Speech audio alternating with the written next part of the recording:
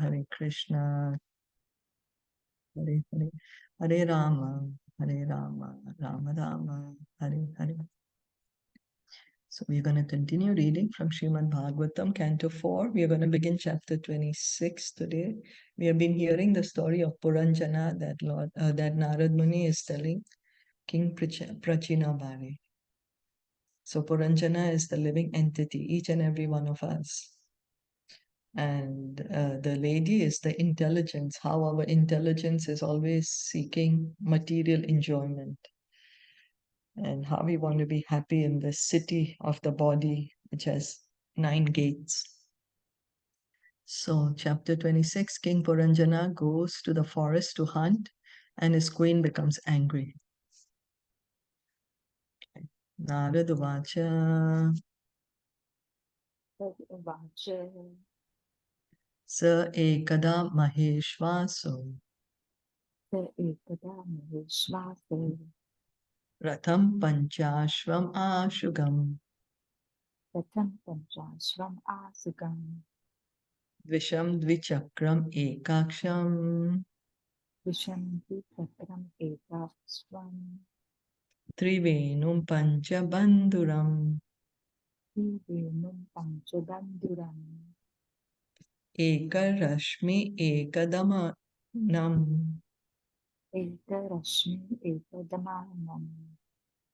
Ekanidam dvikubaram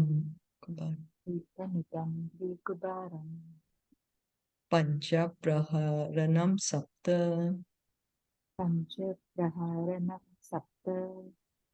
Marutam panchavikramam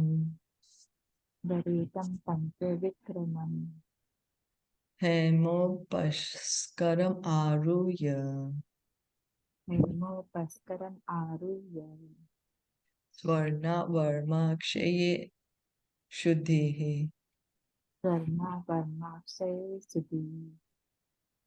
Ekadasha chamunatha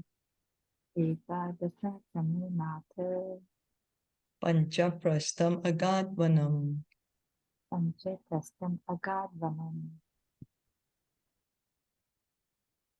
Translation and purport by His Divine Grace A.C. Bhaktivedanta Swami Srila Prabhupada. The great sage Narad continued, My dear king, once upon a time King Purañjana took up his great bow and equipped with golden armor and a quiver of unlimited arrows and accompanied by 11 commanders, he sat on his chariot, driven by 5 swift horses, and went to the forest named Panchaprasth. He took with him in that chariot 2 explosive arrows. The chariot itself was situated on 2 wheels and 1 revolving axle. On the chariot were 3 flags, 1 rein, 1 chariot driver, 1 sitting place, 2 poles to which the harness was fixed, 5 weapons, and 7 coverings. The chariot moved in 5 different styles, and 5 obstacles lay before it. All the decorations of the chariot were made of gold. These 3 verses explain how the material body of the living entity is under the control of the 3 qualities of the external energy. The body itself is the chariot, and the living entity is the owner of the body, as explained in Bhagavad Gita 2.13, Deyinosmin yatha dehe. The owner of the body is called the Dehi, and he is situated within this body, specifically within the heart. So we are the soul. We are thinking we are the body, but actually we are the soul. We're not able to understand that. That we are inside the body, not that we are the body. The living entity is driven by 1 chariot driver. The chariot itself is made of 3 gunas, confirmed in Bhagavad Gita 18.61. The 3 gunas, 3 qualities of material nature. As confirmed in Bhagavad Gita 1861, Yantrarudhani Mayaya. The word yantra means carriage. The body is given by material nature, and the driver of that body is Paramatma, the super soul. The living entity is seated within the chariot. This is the actual position.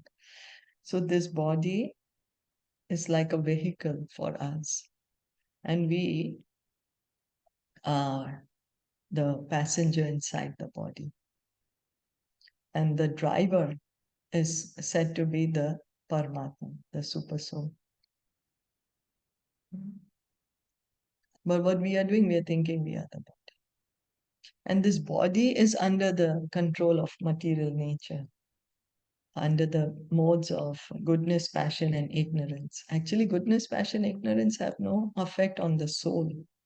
But because we are thinking we are the body, then we get covered by these modes. The living entity is always being influenced by the three qualities: sattva, goodness, rajas, passion, and tamas, ignorance. This is also confirmed in Bhagavad Gita 7.13. Tribhir guna mayir bhave. The living entity is bewildered by the three qualities of material nature. These three qualities are described in this verse as three flags. By a flag, one can come to know who the owner of the chariot is.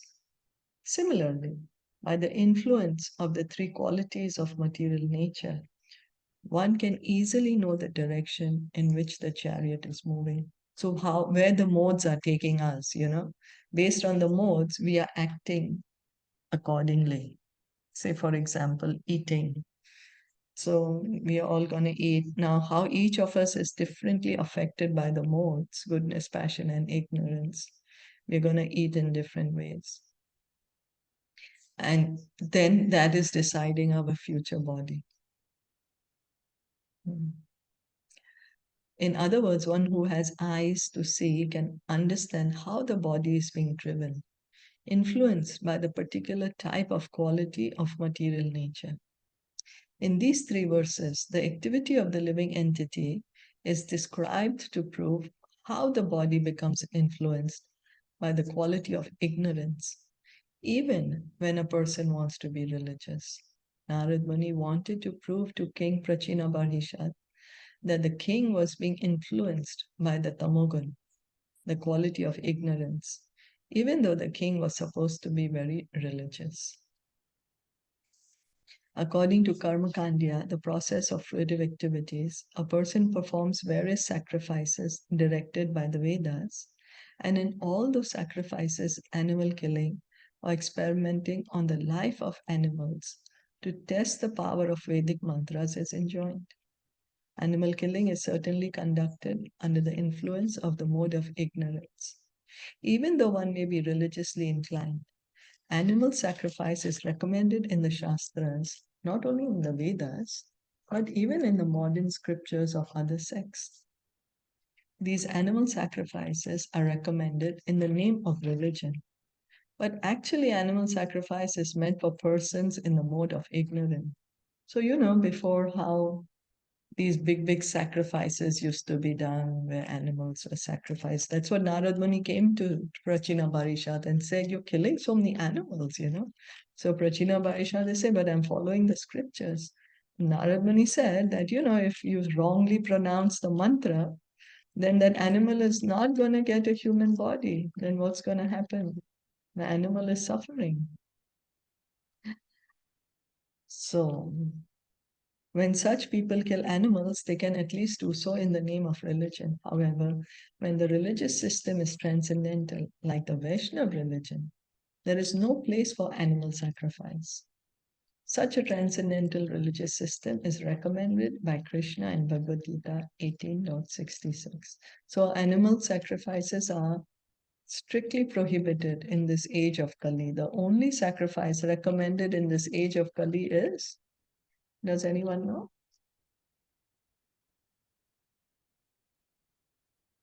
What sacrifice is recommended in this age of Kali? Harinam Sankirtan. Yeah, thank you. So Krishna is saying in Bhagavad Gita, Sarva Dharman Parityagya Mam Ekam Sharanam Raja Aham Tvam Sarva Papebhyo Mokshayishyami Ma Shucha. Abandon all varieties of religion and just surrender unto me.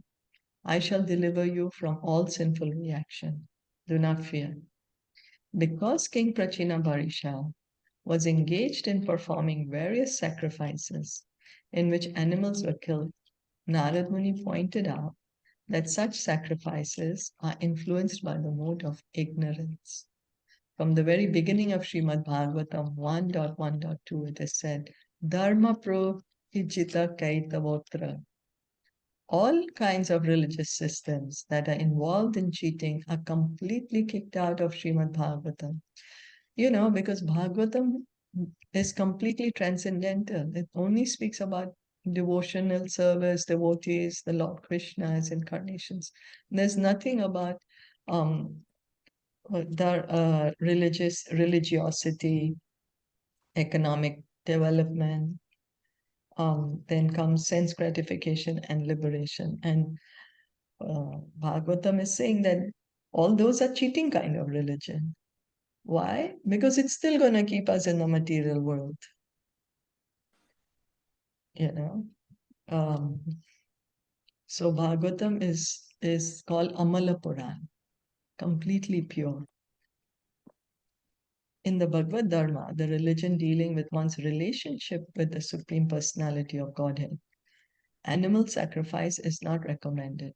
In the performance of Sankirtan Yajna, Hare Krishna, Krishna Krishna, Hare Hare, Hare Ram, Ram Ram, Hare Hare. There is no recommendation for animal sacrifices. So in Sankirtan Yajna, by chanting the Hare Krishna mantra, as you rightfully said, there is no animal being sacrificed in this yajna. In these 3 verses, King Purañjana's going to the forest to kill animals is symbolic of the living entities being driven by the mode of ignorance and thus engaging in different activities for sense gratification. So that's us, how the mode of ignorance captures us and then how we are driven to act in that way under the influence of ignorance. The material body itself indicates that the living entity is already influenced by the 3 modes of material nature and that he is driven to enjoy material resources. You see, the very fact that we are inside this body means, we are influenced by the modes. Yeah, because the body is under the control of the modes. We are identifying with the body. So when the body is influenced by the mode of ignorance, its infection becomes very acute. When it is influenced by the mode of passion, the infection is at the symptomatic stage. However, when the body is influenced by the mode of goodness, the materialistic infection becomes purified. So that's why we are recommended at least to come to the point of mode of goodness so that we can transcend the mode of goodness and come to the platform of pure goodness. Because goodness is also a material quality.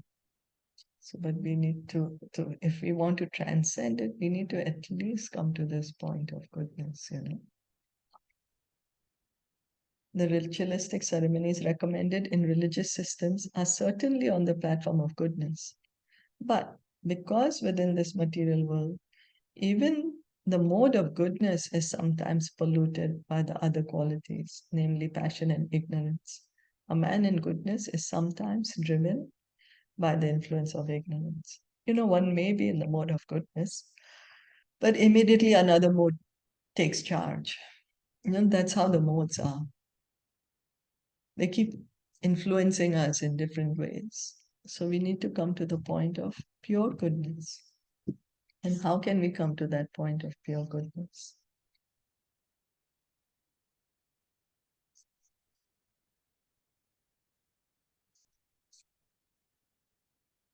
Anyone? By hearing and chanting. And by hearing Srimad Bhagavatam, gradually, the effects of the modes of passion and ignorance, they go away. Then one comes to the point of goodness.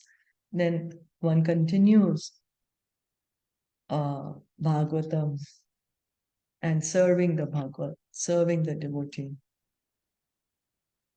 And in this way one can transcend. It is herein described that King Purañjana once went to the forest to kill animals. This means that he, the living entity came under the influence of the mode of ignorance. The forest in which King Purañjana engaged in hunting was named Panchaprashtha. The word pancha means five, and this indicates the objects of the five senses. The body has five working senses, namely the hands, the legs, the tongue, the rectum, and the genitals.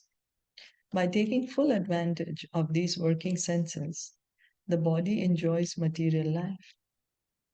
The chariot is driven by five horses, which represent the five sense organs, namely the eyes, ears, nose, skin, and tongue.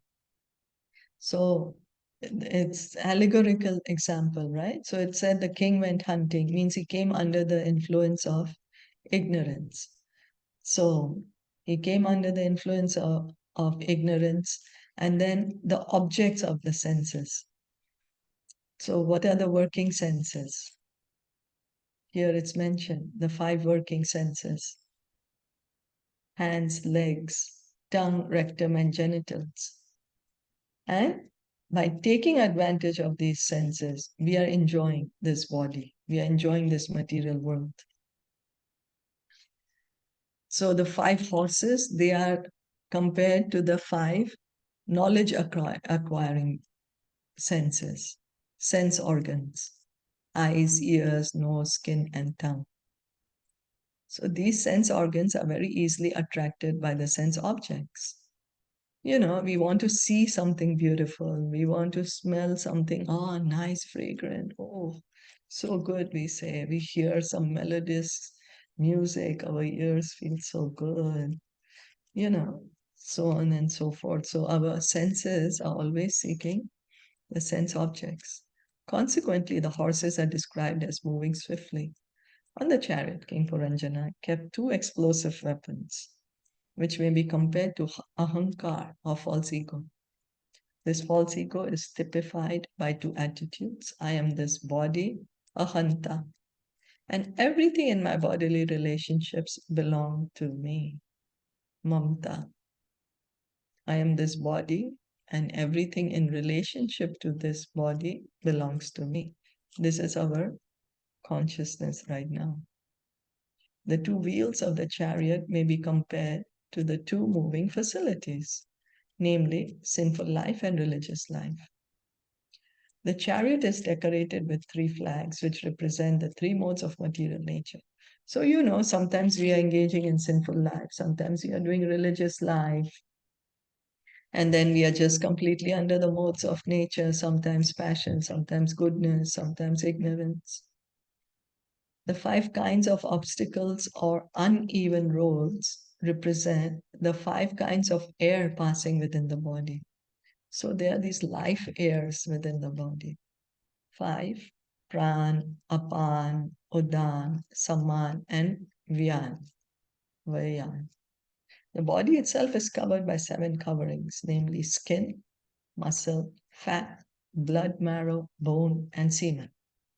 The living entity is covered by three subtle material elements. So the three subtle material elements, does anyone know what are they?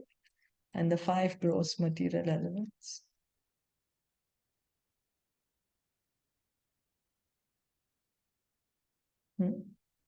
Earth, water, air, fire. Yeah. The gross ones are earth, air, water, fire, ether. That's right. And the And subtle? the subtle are ahankar. Is it mind, intelligence, Yes, and false ego? that's right. Man, buddhi, ahankar, mind, intelligence, and false ego. So these are actually obstacles placed before the living entity on the path of liberation from material bondage. So we are in this cage, right? We are the soul, and we are inside this cage covered by the subtle body, which is covered by the gross body. So liberation means getting free from the gross body as well as the subtle body, both. Getting free from material bondage. What happens at death? We give up the gross body, but we don't give up the subtle body. So then with the subtle body, we are entering into another gross body, another species of life. But when we can actually give up this subtle body, then that is the point of liberation. The word Rashmi, rope, in this verse indicates the mind. The word neither is also significant, for neither indicates the nest where a bird takes rest. In this case, neither is the heart, where the living entity is situated. The living entity sits in one place only. The causes of his bondage are two, namely lamentation and illusion. So this is why we get entangled more and more. We are always lamenting and we are always in illusion. Illusion because we are thinking we are the body. In material existence, the living entity simply hankers to get something he can never get. Therefore, he is an illusion. As a result of being in this illusory situation, the living entity is always lamenting. Thus, lamentation and illusion are described herein as vikubar, the two posts of bondage. So, lamentation and illusion. So, what are we lamenting? That we are just lamenting about our past and present and future. We are lamenting also about our future. Yeah, we are hankering. Yeah, we are lamenting about the past and present, and we are hankering for the future. Future, yeah. Hankering. Yeah. So this we are just, and this is the illusion. We want something which we are not gonna get. Like finding water. That's why the example is given, that running after the mirage in the desert. Mirage. There's no water actually, but we are running thinking there's water, there's water. So this is our situation. We are thinking we are going to get permanent happiness here. Let me change the situation and I will be happy. Let me change the situation and I will be happy. Because we are not able to understand, hey, there's no happiness here. My happiness is in relation to Krishna. That's our illusion. We are not able to understand this. So, the living entity carries out various desires through 5 different processes, which indicate the working of the 5 working senses. The golden ornaments and dress indicate that the living entity is influenced by the quality of Rajogun passion. One who has a good deal of money or riches is especially driven by the mode of passion. Being influenced by the mode of passion, one desires so many things for enjoyment in this material world. The 11 commanders represent the 10 senses and the mind. The mind is always making plans with the 10 commanders to enjoy the material world. So, 11 commanders, what is it? The 10 senses and the mind. The senses, the 5 working senses, and the 5 knowledge acquiring senses. Those are the 10 senses, right? And the mind is called the 11th sense, the king of the senses. And the mind is saying, do like this and I will enjoy, and do like that, I will enjoy. Go here, I will enjoy. Don't go there, I will suffer. Like that. The forest named Panchaprashta, where the king went to hunt, is the forest of the 5 sense objects: form, taste, sound, smell, and touch. So, this is what we are doing with our body. We are always going and seeking these objects. Oh, let me see something beautiful. Or let me eat something so tasty. Let me hear something melodious. And so, this is what the forest that we are entering of the sense objects. Thus, in these 3 verses, Narad Muni describes the position of the material body and the engagement of the living entity within it. So, this is what we are doing inside the body.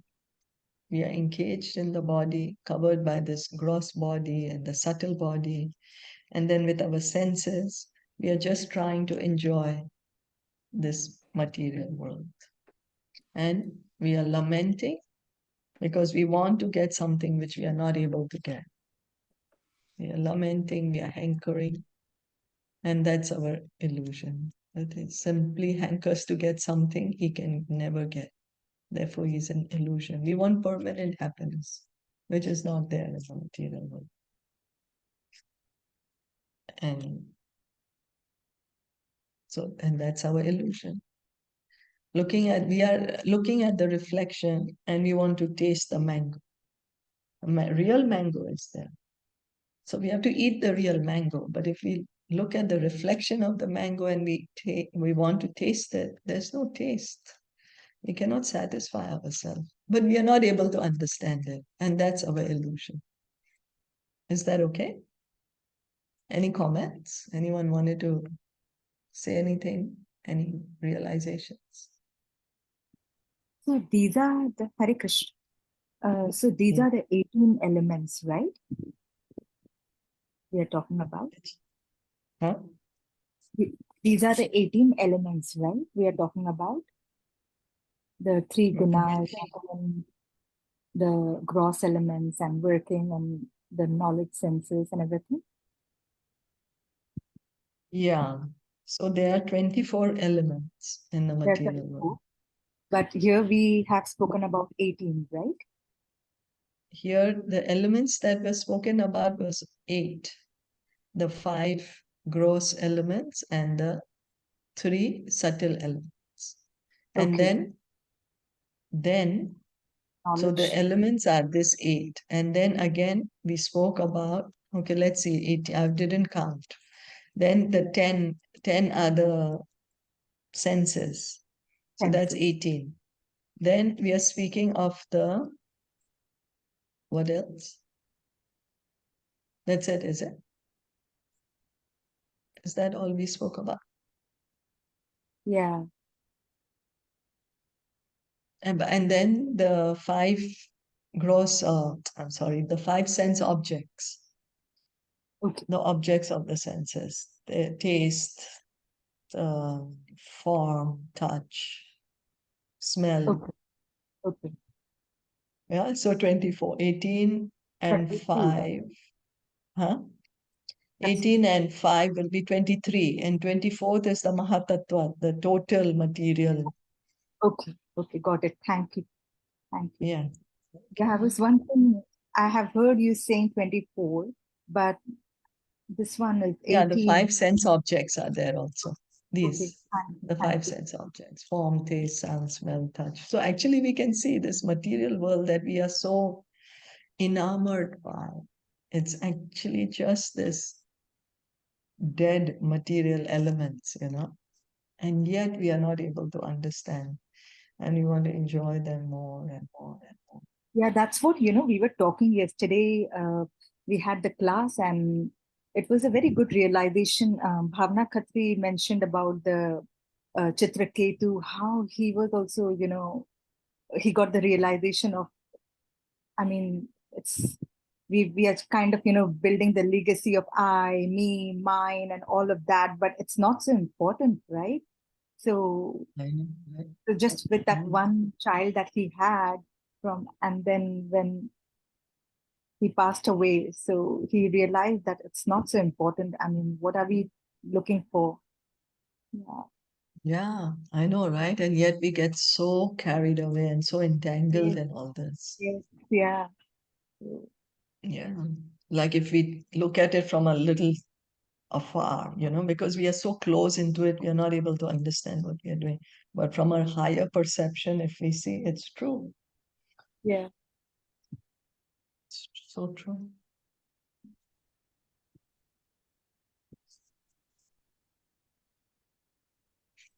Okay.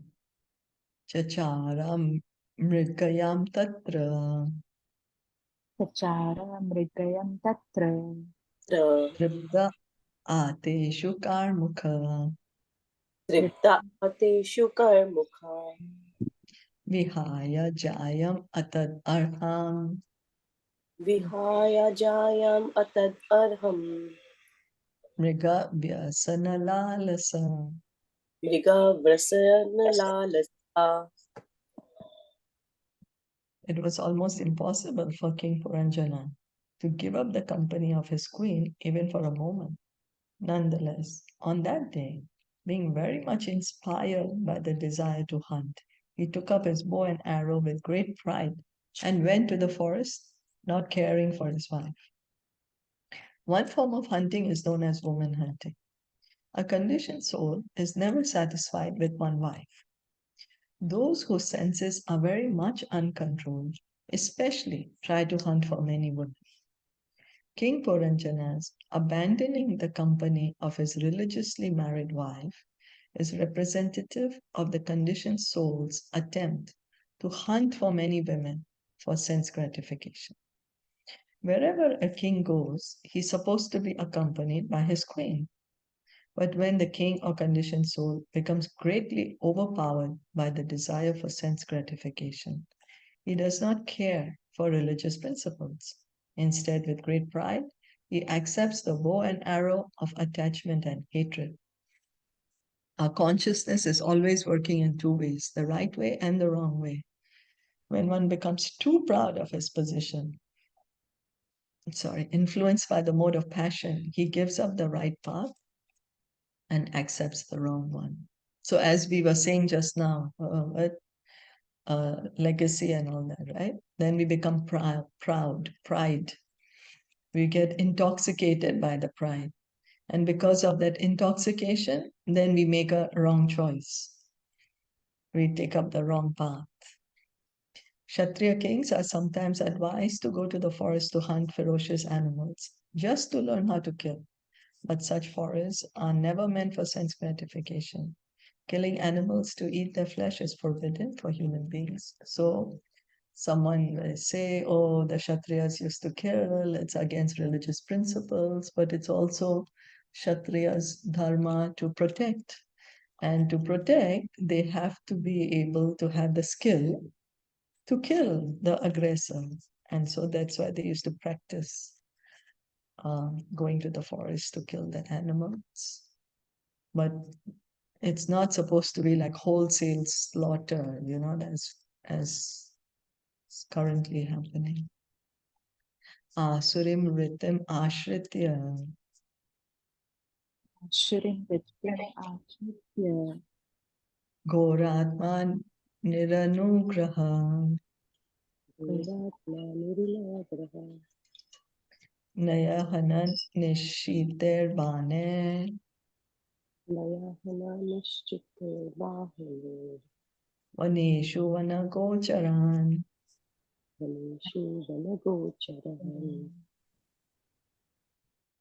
At that time, King Puranjan was very much influenced by demoniac propensities.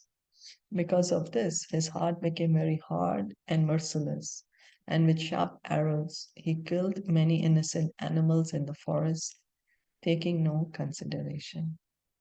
When a man becomes too proud of his material position, he tries to enjoy his senses in an unrestricted way, being influenced by the modes of passion and ignorance. So what happens is when the pride comes, as we just said, pride is an intoxication. It intoxicates us. And then under the influence of intoxication, we take a wrong decision. Thus, he is described as asuric or demoniac. When people are demoniac in spirit, they are not merciful toward the poor animals. Consequently, they maintain various animal slaughterhouses. This is technically called shuna or himsa, which means the killing of living beings. In Kali Yuga, due to the increase of the modes of passion and ignorance, almost all men are asuric or demoniac. Therefore, they are very much fond of eating flesh, and for this end, they maintain various kinds of animal slaughterhouses. In this age of Kali, the propensity for mercy is almost nil. Consequently, there's always fighting and wars between men and nations. So animal killing, that is one of the legs of Dharma, which is mercy, right? So men do not understand that because they unrestrictedly kill so many animals, they also must be slaughtered like animals in big wars. This is very much evident in the Western countries. In the West, slaughterhouses are maintained without restriction. And therefore, every 5th or 10th year, there is a big war in which countless people are slaughtered even more cruelly than the animals. Sometimes during war, soldiers keep their enemies in concentration camps and kill them in very cruel ways. These are reactions brought about by unrestricted animal killing in the slaughterhouse and by hunters in the forest. Proud demoniac persons do not know the laws of nature or the laws of God. Consequently, they unrestrictedly kill poor animals, not caring for them at all. In the Krishna consciousness movement, animal killing is completely prohibited. So, no meat eating. That is the principle that is being stressed over here. So, because animals are also living beings, they are also souls. We have also been in animal bodies at some point in our journey in this material world. So one is not accepted as a bona fide student in this movement unless he promises to follow the 4 regulative principles. No animal killing, no intoxication, no illicit sex, and no gambling. This Krishna consciousness movement is the only means by which the sinful activities of men in this Kali Yuga can be counteracted. So Kali Yuga Dharma, Harinam Sankirtan. By following the Krishna consciousness movement, we can get all perfection. Following the 4 regulative principles and chanting Hare Krishna, Krishna Krishna, Hare Hare, Hare Ram, Ram Ram, Hare Hare. Tirtheshu pratidrishteshu Tirtheshu pratidrishteshu Raja Medayan Pashun Vane Raja Medayam Pashinvane Yavad Artham Alam Lupto Yavat Artham Alam Lupto Anyad Iti Niyam Yate. Anyadati Niyam Yate. If a king is too attracted to eating flesh, he may, according to the directions of the revealed scriptures on sacrificial performances, go to the forest and kill some animals that are recommended for killing. One is not allowed to kill animals unnecessarily or without restrictions. The Vedas regulate animal killing to stop the extravagance of foolish men influenced by the modes of passion and ignorance. The question may be raised why a living being should be restricted in sense gratification. If a king, to learn how to kill, may go to the forest and kill animals, why should a living entity who has been given senses not be allowed unrestricted sense gratification? So Prabhupada is raising a question because anyone can raise the question, or if the king is going to the forest, so then why can't I also indulge in the same activity? At the present moment, this argument is put forward even by so-called swamis and yogis who publicly say that because we have senses, we must satisfy them by sense gratification. These foolish swamis and yogis, however, do not know the injunctions of the Shastras. Indeed, sometimes these rascals come out to defy the Shastras. They even publicly announce that there should be no more Shastras, no more books. Just come to me, they say, and I shall touch you and you will become immediately spiritually advanced. So we need to follow the Shastras. They are there for us to have a happy, peaceful life and at the end go back home, back to Godhead. We are recommended to follow the rules and regulations to elevate our consciousness, to get rid of sinful life. If our life is very sinful, we will not be able to take up spiritual life with determination. Because demoniac people want to be cheated. So many cheaters are present to cheat them. At the present moment, in this age of Kali Yuga, The entire human society has become an assembly of cheaters and cheaters. For this reason, the Vedic scriptures have given us the proper directions for sense gratification. Everyone is inclined in this age to eat meat and fish, drink liquor, and indulge in sex life. But according to the Vedic injunctions, sex is allowed only in marriage. Meat eating is allowed only when the animal is killed and offered before the goddess Kali. And intoxication is allowed only in a restricted way. In this verse, the word niyam yate indicates that all these things, namely animal killing, intoxication, and sex, should be regulated. So all the activities should be done in a balanced way, regulated way, following the rules and regulations. Like the Shastra, the Vedas say you want to kill, okay, then you have to kill the animal yourself. It has to be there on a particular day of the month. Then you have to chant the mantra in front of Goddess Kali. And the mantra is something like, oh, I'm going to kill you now, but in future life you can kill me. You know, so things like that. Regulations are meant for human beings, not for animals. Traffic regulations on the street telling people to keep to the right or to the left are meant for human beings, not for animals. So we can see every country also has their rules and regulations. Every institution has their rules and regulations. You know, to keep some sort of order in society, rules and regulations are there. Like now Prabhupada is pointing out that there is also the laws of the road, rules and regulations of the road, which the human being has to follow. The dog is not gonna just cross at the pedestrian crossing, but we are meant to. If an animal violates such a law, he is never punished, but a human being is punished. The Vedas are not meant for the animals, but for the understanding of human society. A person who indiscriminately violates the rules and regulations given by the Vedas is liable to be punished. One should therefore not enjoy his senses according to his lusty desires, but should restrict himself according to the regulative principles given in the Vedas. So the Vedas are giving us some allowance based on our consciousness. You know,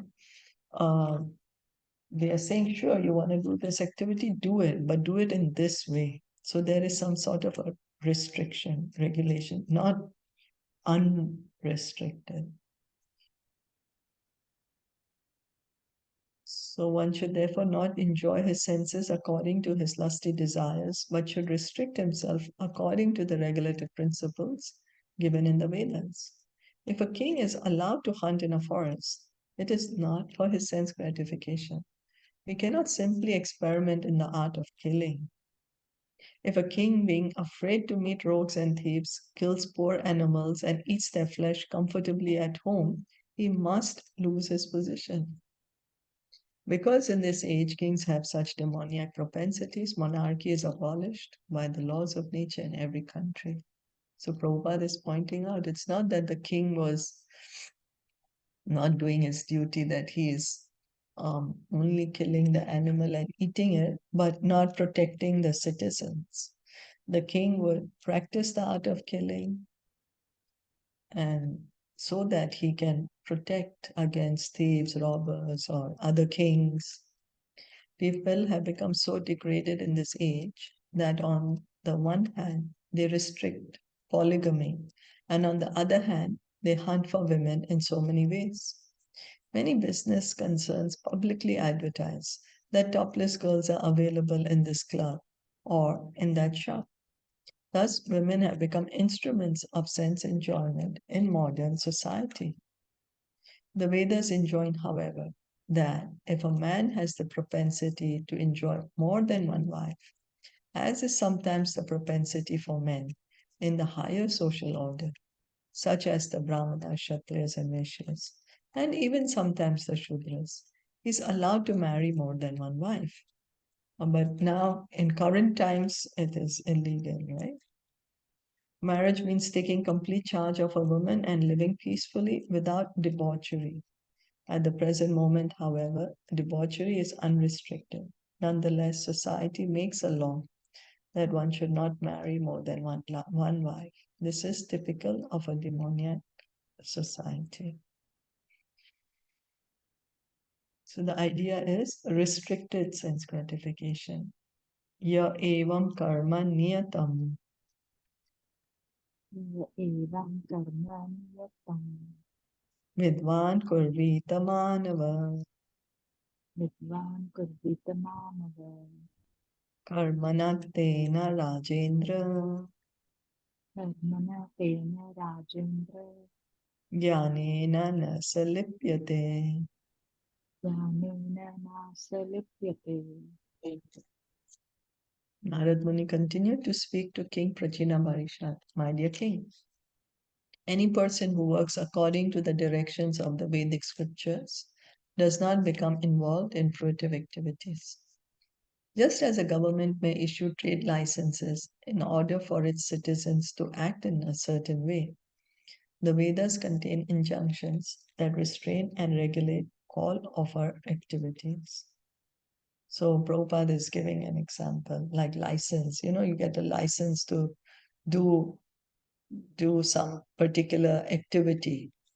So not everybody can unrestrictedly do it, so that there is some kind of a order maintained. There's no chaos. So the Vedas are also giving us this kind of facility that we can enjoy our senses in a regulated manner. All living entities have come into this material world to enjoy themselves. This is what we have come. We want to enjoy. So consequently, the Vedas are given to regulate sense enjoyment. One who enjoys his senses under the Vedic regulative principles does not become entangled in the actions and reactions of his activities. So regulated sense gratification, so that we don't get bound by the laws of karma. So then one may say, oh, you mean I need to suffer? I shouldn't enjoy? What is this? No, we have to enjoy. Enjoyment is the need of the soul. The soul is anandamaya vyasa. Only thing what we have to learn is how to enjoy in the correct manner. What we should do to actually enjoy, that we are not able to understand. We are looking for enjoyment in the wrong place without understanding our enjoyment is with Krishna. And because we are not able to taste that right now, we are not able to understand. So as stated in the Bhagavad Gita 3.9, yagya arthat karmana, one should act only for the performance of yagya or to satisfy Lord Vishnu. So Krishna says in the Bhagavad Gita that act for the satisfaction of Lord Vishnu. And any action one does, do it as a sacrifice. Sacrifice is all are meant for satisfaction of Krishna. Bhoktaram yagya tapasam. The beneficiary of all sacrifices is Krishna. So working for the satisfaction of Krishna in that way, it becomes a karma. There is no reaction. Anyatra loko yam karma bandhana. Otherwise, any action will produce a reaction by which the living entity will be bound. So, how many actions we are doing, and then we are creating reactions. And then that's what binds us in this material world. A human being is especially meant to attain liberation from the bondage of birth, death, old age, and disease. He is therefore directed by the Vedic regulative principles to work in such a way that he may fulfill his desires for sense gratification and at the same time gradually become freed from material bondage. Right now, we are completely bound. So the more we engage in hearing, chanting, working for the pleasure of Krishna, then gradually we can get free from this material world. Action according to such principles is called knowledge. Indeed, the word Veda means knowledge. Ved, knowledge. The words Jnanena Nasa Lipyate indicate that by following the Vedic principles, one does not become involved in the actions and reactions of his fruitive activities. So, fruitive activities, the actions which we are doing to enjoy. Oh, I will do this, I will enjoy, let me perform this. Rather, Krishna says you act as a sacrifice. Let Krishna enjoy, and in that way, we can enjoy. Offer food to Krishna and have Krishna prasad. So Krishna enjoys and the devotee enjoys. Like that. Offering to Krishna. Then becomes a sacrifice. Everyone is therefore, and the sacrifice for this age, of course, is chanting the Hare Krishna mantra. The chanting Hare Krishna is done for the pleasure of Krishna. So it's the Sankirtan Yajna. Everyone is therefore advised to act in terms of the Vedic injunctions and not irresponsibly. When a person within a state acts according to the laws and licenses of the government, he does not become involved in criminal activities. So Prabhupada is giving an example that if we follow the rules, regulations, one has a proper license, and then he's working with that license, then no problem. He's not going to get any trouble with the authorities. The authorities are not going to come after him. Why? Because he has the license to do it. He has the approval from the government to do a certain business or certain activity. Like in India before, there would be licenses or to import. So you want to import cloth, so there would be license given to certain people. So if one under the license is importing, then there is no problem. Man-made laws, however, are always defective because they are made by men who are prone to committing mistakes, being illusion, cheating, and having imperfect senses. The Vedic instructions are different because they do not have these 4 defects. The Vedas are apaurushaya. They're spoken by not any ordinary person. So they are above the defects. They're spoken by Krishna himself.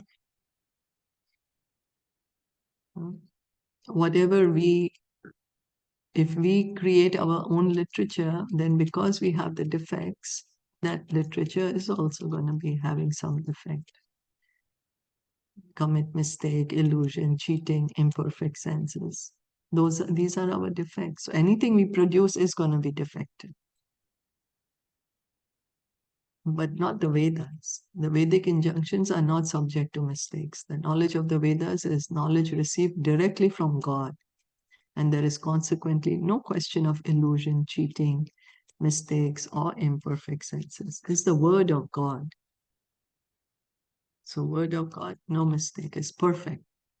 All Vedic knowledge is perfect because it is received directly from God by the parampara disciplic succession. So hearing this knowledge, the original knowledge in the parampara, then the knowledge remains intact. There is no misinterpretation of the original knowledge spoken by God. In Srimad Bhagavatam 1.1.1, it is said, Tene Brahma Hridaya Adi Kavaye. The original creature of this universe, known as the Adi Kavi, or Lord Brahma, was instructed by Krishna through the heart. So Lord Brahma, he's the first created being in this material world. And then who gave him the knowledge? Krishna gave him. Krishna gave him the knowledge of the Vedas. And that's how he's able to do his duty. After receiving this Vedic instructions from Lord Krishna himself, Brahma distributed the knowledge by the parampara system to Narad, and Narad in turn distributed the knowledge to Vyas. In this way, Vedic knowledge is perfect. So we had heard in Bhagavatam how Narad Muni was asking Lord Brahma, and then Lord Brahma gave him the knowledge and told him, okay, you expand. Krishna gave the knowledge to Brahma. And Krishna told Lord Brahma, okay, you expand it. And then Lord Brahma gave it to Narad, and Narad further expanded, gave it to Vyasadeva, Madhvacharya, and like that our parampara is coming down to Srila Prabhupada, and we are hearing this knowledge in the parampara. So Brahma distributed. Okay, yeah. In this way, Vedic knowledge is perfect. If we act according to Vedic knowledge, there is no question of being involved in sinful activities, because Vedic knowledge is perfect. If we follow the Vedic authority, then there is no sinful reaction. Is that okay?